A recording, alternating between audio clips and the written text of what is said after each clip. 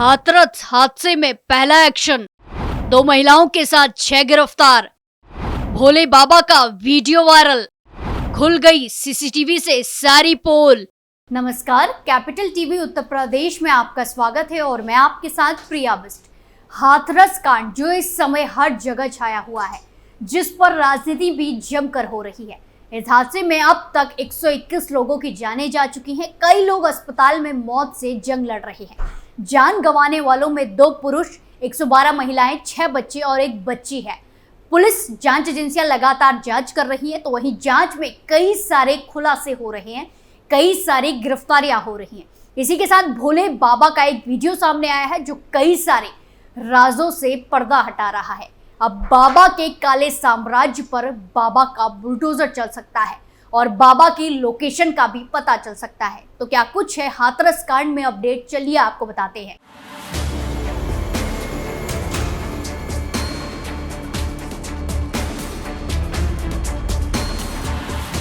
बहुत जल्द बाबा का बुलडोजर भोले बाबा के आश्रम में पहुंचने वाला है और जल्द ही बाबा की लोकेशन मिलने वाली है और बाबा सलाखों के पीछे जाएगा। क्यों? क्योंकि पुलिस को ऐसे ऐसे सबूत हाथ लगे हैं और लोगों की गिरफ्तारियां हुई हैं जो भोले बाबा के काल बनने वाले हैं।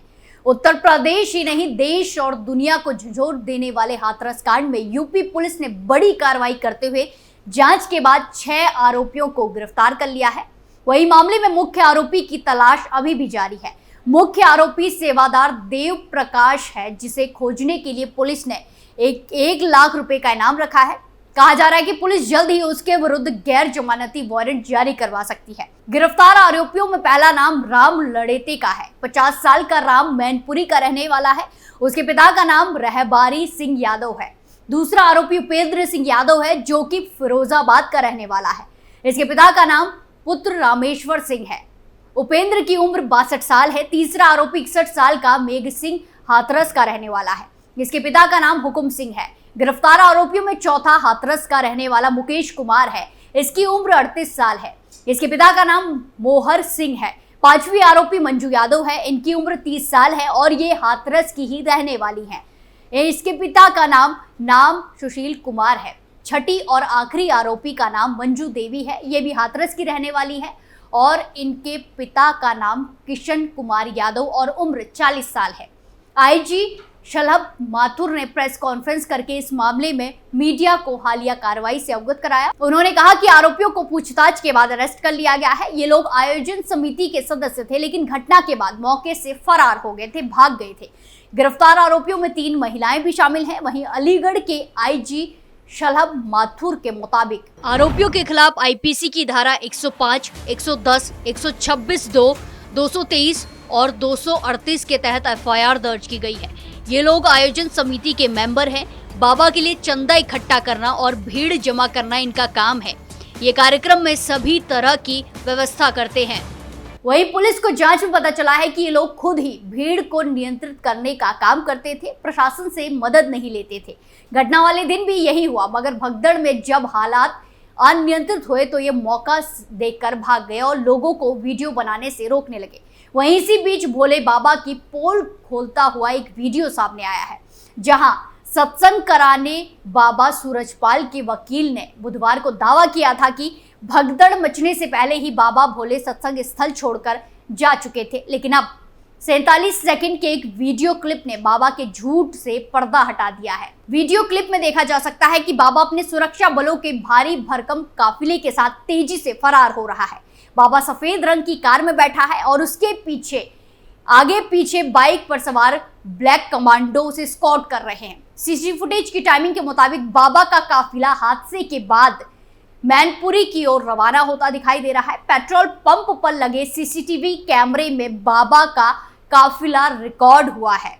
वहीं आपको बता दें कि घटना से मात्र 500 मीटर दूर पेट्रोल पंप पर लगे सीसीटीवी कैमरे में बाबा को देखा गया मैनपुरी की ओर जाता दिख रहा है। फुटेज में टाइमिंग 1:22 दिख रही है। काफिला गुजरने से पहले नारायण साकार विश्व हरि के सेवादार रोड पर मानव चेन बनाते दिखाई दे रहे हैं।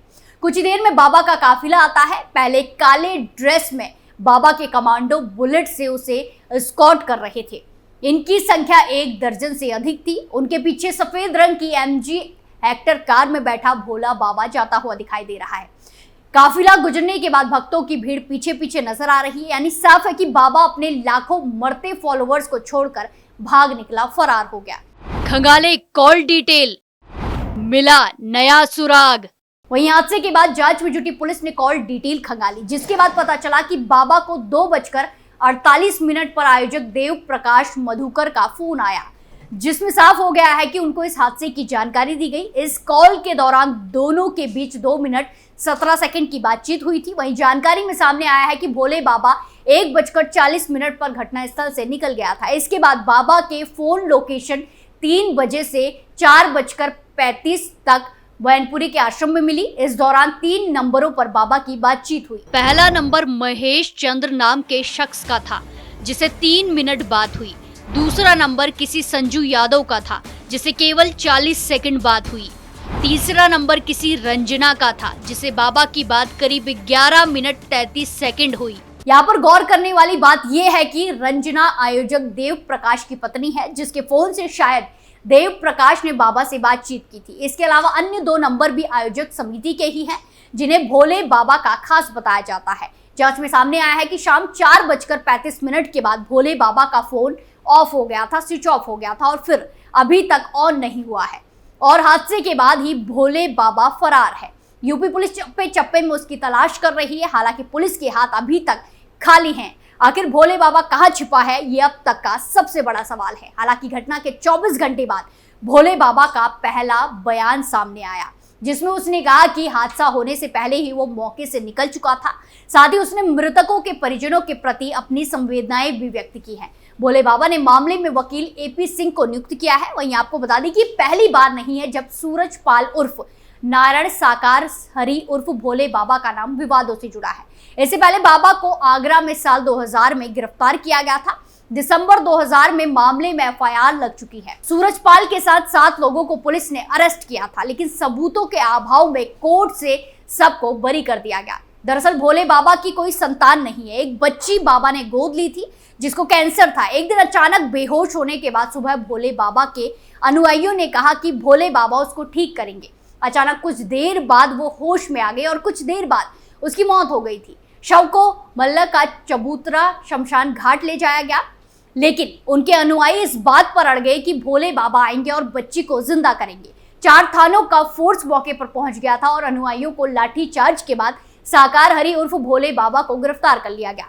पुलिस ने अपनी तरफ से केस दर्ज कराया और कार्रवाई की थी, लेकिन सबूत के अभाव में कोर्ट से भोले बाबा के साथ साथ 7 लोग बरी हो गए थे। वहीं हादसे की बात की जाए तो इस मामले में पुलिस ने यह भी बताया है कि फिलहाल भगदड़ में मारे 121 लोगों की पहचान हो गई है। वहीं जिला मजिस्ट्रेट आशीष कुमार ने बताया कि इन 121 शवों में 21 शव को आगरा, 28 को एटा, 34 को हाथरस और 38 को अलीगढ़ लेकर जाया जाएगा। आपको बता दें कि 2 जुलाई को हुई इस घटना को लेकर यूपी सरकार ने जांच हाईकोर्ट के रिटायर्ड जज की अध्यक्षता में 3 सदस्यीय टीम को दी है। पैनल को 2 महीने में अपनी रिपोर्ट सौंपनी है। वहीं योगी आदित्यनाथ खुद भी हाथरस का दौरा किए और घायलों से मुलाकात की थी। इस दौरान उन्होंने सवाल किया था कि जिनकी वजह से भीड़ इकट्ठा हुई उनका नाम FIR में क्यों नहीं है। इस पर उन्हें कहा गया कि प्रथम दृष्टया में आयोजक पर केस हुआ है, आगे जो इस केस में जिम्मेदार पाया जाएगा सब पर कार्रवाई होगी। और अब जिस तरह जांच आगे बढ़ रही है, उसे लगता है कि जल्द बड़े एक्शन इस मामले में देखने को मिल सकते हैं। इस पूरे मामले में आपकी क्या राय है, कमेंट कर जरूर बताएं। स्पेशल स्टोरी में फिलहाल के लिए इतना ही, फिर पेश होंगे नए मुद्दे के साथ। बाकी तमाम खबरों के लिए देखते रहिए कैपिटल TV उत्तर प्रदेश। नमस्कार।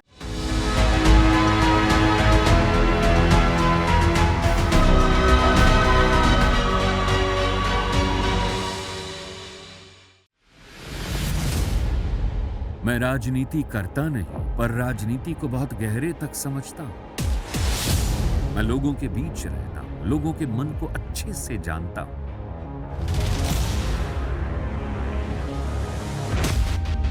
पब्लिक और पॉलिटिक्स की हर नब्ज को खूब पहचानता हूं। संघर्ष की सियासत से सत्ता के सिंहासन तक मैं हर खबर से खरा सच निकालता हूं। ना कोई दौड़, ना कोई race. Capital TV, Uttar Pradesh.